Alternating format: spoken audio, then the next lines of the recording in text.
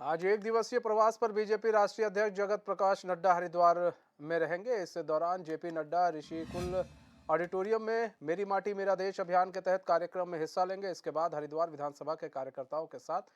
PM की मन की बात सुनेंगे। वहीं दोपहर 3 बजे प्रदेश कोर ग्रुप की बैठक लेंगे, जिसमें सीएम धामी, प्रदेश अध्यक्ष महेंद्र भट्ट समेत बीजेपी के सभी वरिष्ठ नेता मौजूद रहेंगे।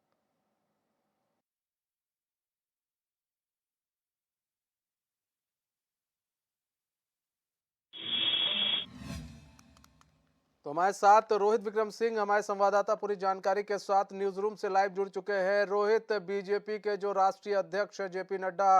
आज वो उत्तराखंड के दौरे पर रहने वाले हैं, क्या कुछ कार्यक्रम उनका रहने वाला है? जी देखिए अस्करी, माफ़ कीजिएगा मनीष, अभी कुछ देर पहले जो ब्रेकिंग इनपुट्स आ रही थी उसके मुताबिक अभी 9:30 बजे भारतीय जनता पार्टी के जो राष्ट्रीय अध्यक्ष हैं जेपी नड्डा वो देहरादून के जॉलीग्रांट एयरपोर्ट पर पहुंच चुके हैं। भारतीय जनता पार्टी के जो तमाम वरिष्ठ नेता हैं, मुख्यमंत्री, प्रदेश अध्यक्ष महेंद्र भट्ट, प्रदेश प्रभारी दुष्यंत गौतम, सह प्रभारी रेखा वर्मा, सभी जो पूर्व मुख्यमंत्री हैं और सभी अधिकांश जो सांसद हैं और संगठन के बड़े नेता उनको रिसीव कर चुके हैं और अब कुछ ही देर में वो हरिद्वार पहुंचने वाले हैं। हरिद्वार में जो उनका कार्यक्रम है वो ऋषिकुल विश्वविद्यालय में उनका एक कार्यक्रम होगा जहां वो वृक्षारोपण करेंगे और उसके बाद ही उसी विश्वविद्यालय के ऑडिटोरियम में प्रधानमंत्री नरेंद्र मोदी के जो मन की बात का कार्यक्रम का जो प्रसारण होगा प्रसार भारती पे, उस कार्यक्रम को सुनेंगे। और उसके बाद का जो कार्यक्रम है उसके बाद देव संस्कृति विश्वविद्यालय में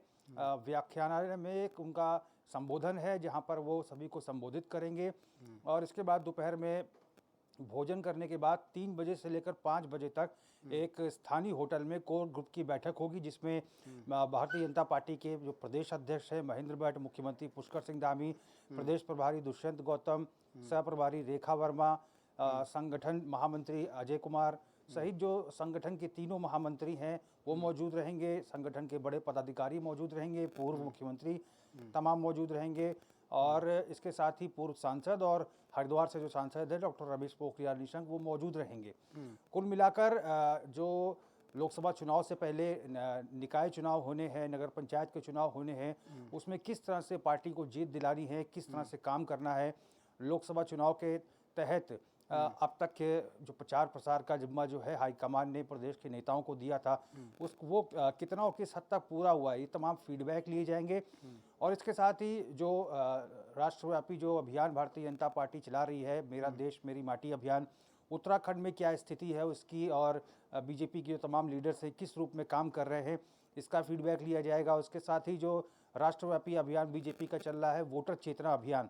जो कि अभी हाल ही में 21 अगस्त से लेकर 26 अगस्त तक इसमें टीमों का गठन किया गया था और 26 अगस्त से 31 अगस्त तक तमाम शक्ति केंद्रों पर और बूथ केंद्रों पर ब्लॉक स्तर पर नए वोटर्स को जोड़ा जाएगा। और बीजेपी ने टारगेट रखा है कि प्रत्येक विधानसभा से 10,000 नए वोटर्स को जोड़ा जाएगा। भारतीय जनता पार्टी चाहती है, चूंकि 18 वर्ष से जो नवयुवा पूरे कर लेते हैं अमूमन उनको मतदान करने की जिज्ञासा रहती है, उनको बड़ा उत्सुकता रहती है। ऐसे में बीएलए के और जो जिला निर्वाचन का दफ्तर है उसके चक्कर काटने पड़ते हैं, तब जाकर उनका वोटर आईडी कार्ड बनता है। ऐसे में पूरा जिम्मा जो है बीजेपी ने अपने कार्यकर्ताओं को दिया है और सभी से कहा है, क्योंकि 3 से 4 टीमें जो है प्रत्येक विधानसभा में सक्रिय रहेंगी शक्ति केंद्रों पर, बूथ लेवल पर, और नए जो वोटर्स हैं उनके नामों को अंकित किया जाएगा, उनके वोटर आईडी कार्ड बना के दिए जाएंगे।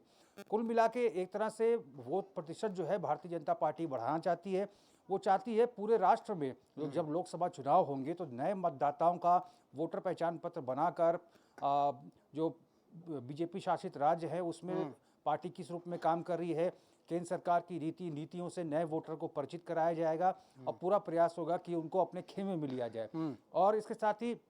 बागेश्वर का जो उपचुनाव होने वाला है 5 सितंबर को, उसको लेकर भी चिंतन मंथन होगा और संभवतः बागेश्वर उपचुनाव के दौरान भी, चूंकि 26 अगस्त से 31 अगस्त तक जो वोटर चेतना अभियान चल रहा है, तो इसी के तहत बागेश्वर में भी नए वोटर्स को जोड़ने का प्रयास किया जाएगा और पूरा प्रयास होगा कि नए वोटर्स जो है बागेश्वर चुनाव में भारतीय जनता पार्टी के पक्ष में अपना मतदान करें। तो इन तमाम मसलों को लेकर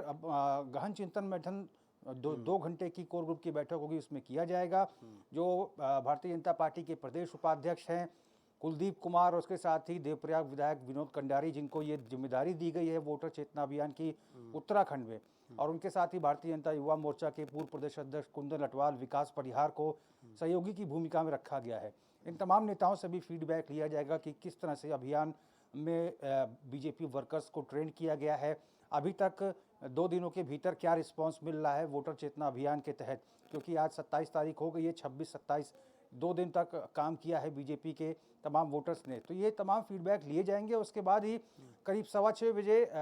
राष्ट्रीय अध्यक्ष जेपी नड्डा हर की पैड़ी में गंगा आरती में शिरकत करेंगे और देर शाम 9:15 बजे जॉली ग्रांट एयरपोर्ट से दिल्ली के लिए रवाना हो जाएंगे। तो आज की बैठक बहुत महत्वपूर्ण होने वाली है, क्योंकि हरिद्वार में ही पूरा जो भारतीय जनता पार्टी का कुनबा है वो जुटने वाला है।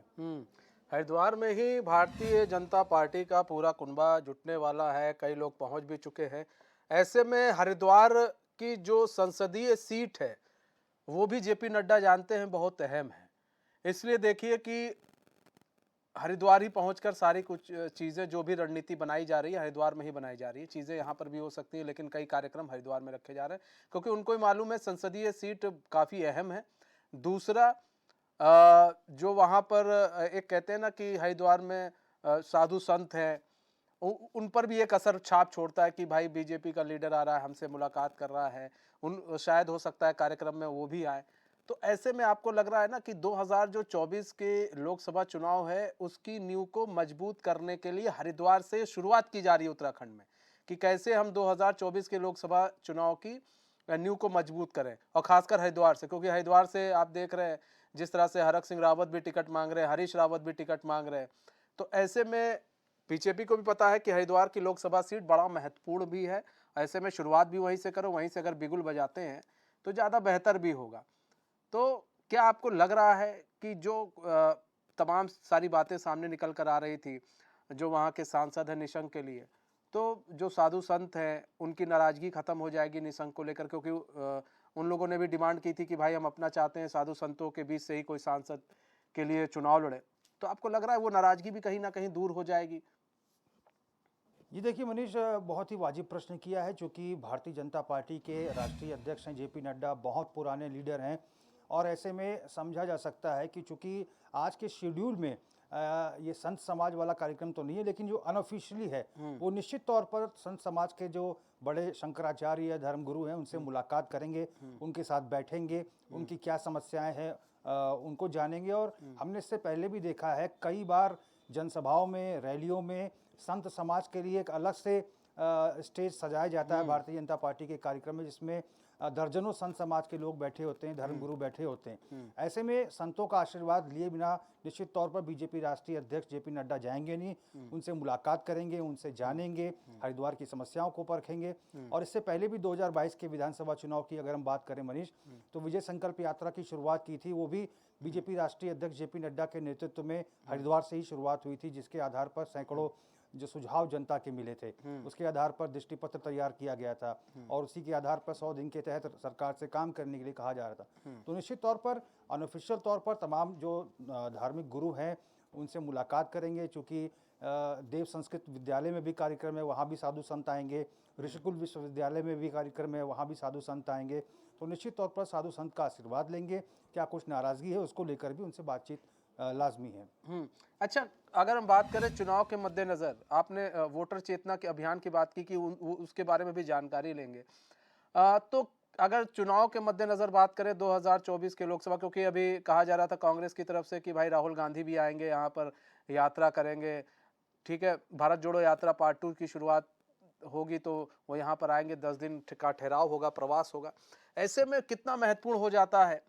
जेपी नड्डा का एक राष्ट्रीय अध्यक्ष का यहाँ पर आना, उत्तराखंड में आना, और किस तरह से जोश हाई होगा, जो यहाँ के कार्यकर्ता हैं बीजेपी के, उन लोगों का किस तरह से जोश हाई होगा, और कितना इफेक्ट पड़ेगा चुनाव के दौरान?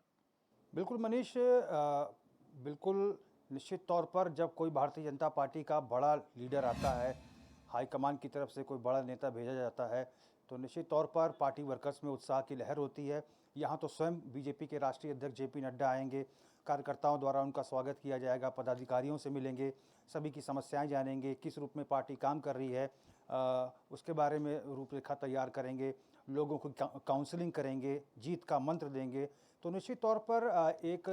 जो कॉन्फिडेंस है उसको बूम करने का काम यहाँ पर बीजेपी राष्ट्रीय अध्यक्ष जेपी नड्डा के द्वारा होगा। और समय समय पर हम देखते हैं कि बीजेपी के बड़े नेता हरिद्वार में, राजधानी देहरादून में आते रहते हैं। अभी कुछ दिन पहले संगठन महामंत्री BL संतोष आए थे, 2 दिन की कोर कमेटी की बैठक थी। तो समझा जा सकता है कि ये बड़े नेताओं का आना, संगठन के बड़े नेताओं का आना निश्चित तौर पर कार्यकर्ताओं का मनोबल बढ़ाता है और यही भारतीय जनता पार्टी की जीत का मूल मंत्र भी है। अच्छा, एक क्वेश्चन और भी है रोहित की। देखिए यहाँ पर अगर बात करें बीजेपी की और बात कर लें कांग्रेस की, तो कांग्रेस की तरफ से कहा जा रहा है आएंगे, लेकिन बीजेपी के कई ऐसे वरिष्ठ नेता हैं जो आ चुके हैं उत्तराखंड। तो ऐसे में आपको नहीं लगता है कि ये ज़्यादा इफेक्ट पड़ रहा है और ये ज़्यादा असर डाल रहा है लोगों के दिल दिमाग में? बिल्कुल, 2022 के विधानसभा चुनाव की अगर हम बात करें मनीष, तो उस समय भी भारतीय जनता पार्टी के तमाम दिग्गज नेताओं का उत्तराखंड दौरा रहा। बीजेपी के राष्ट्रीय अध्यक्ष जेपी नड्डा, चूँकि हिमाचल से आते हैं, पर्वतीय क्षेत्र की जनता को, पर्वतीय क्षेत्र को, यहाँ की भूगोल को, यहाँ की समस्याओं को भली भांति समझते हैं। शहीद सम्मान यात्रा जब चमोली से शुरू हुई थी तो उसका नेतृत्व भी बीजेपी राष्ट्रीय अध्यक्ष जेपी नड्डा ने ही किया था। विजय संकल्प यात्रा हरिद्वार से हुई थी, उसका भी नेतृत्व राष्ट्रीय अध्यक्ष जेपी नड्डा ने ही किया था। समय समय पर बीजेपी के तमाम कार्यक्रमों पर विधानसभा चुनाव के तहत और उसके दृष्टिगत राष्ट्रीय अध्यक्ष जेपी नड्डा आते रहे हैं। बड़े नेता राजनाथ सिंह, अनुराग ठाकुर, इन तमाम बड़े नेताओं का आगमन होता रहा है। सैन्य धाम का जब निर्माण हुआ तो रक्षा मंत्री राजनाथ सिंह मौजूद थे, सैन्य समाज के तमाम लोग मौजूद थे, सैनिक परिवार के लोग मौजूद थे। तो और प्रधानमंत्री भी स्वयं जो है 4 धाम के यात्रा के दौरान बद्रीनाथ, केदारनाथ धाम का दर्शन उन्होंने पिछले वर्ष किया था। तो समझा जा सकता है कि भारतीय जनता पार्टी में जो बड़े नेताओं का आने जाने का सिलसिला लगा रहता है, जिसके कारण ही जो वहाँ के पदाधिकारी हैं, वहाँ के वर्कर्स हैं, उनमें उत्साह रहता है। चुनाव को लेकर नई नई रणनीति के तहत उनको मार्गदर्शन मिलता है और यही बीजेपी के जीत का मूल मंत्र भी है। ठीक है रोहित, बहुत बहुत धन्यवाद हमारे साथ जुड़ने के लिए और तमाम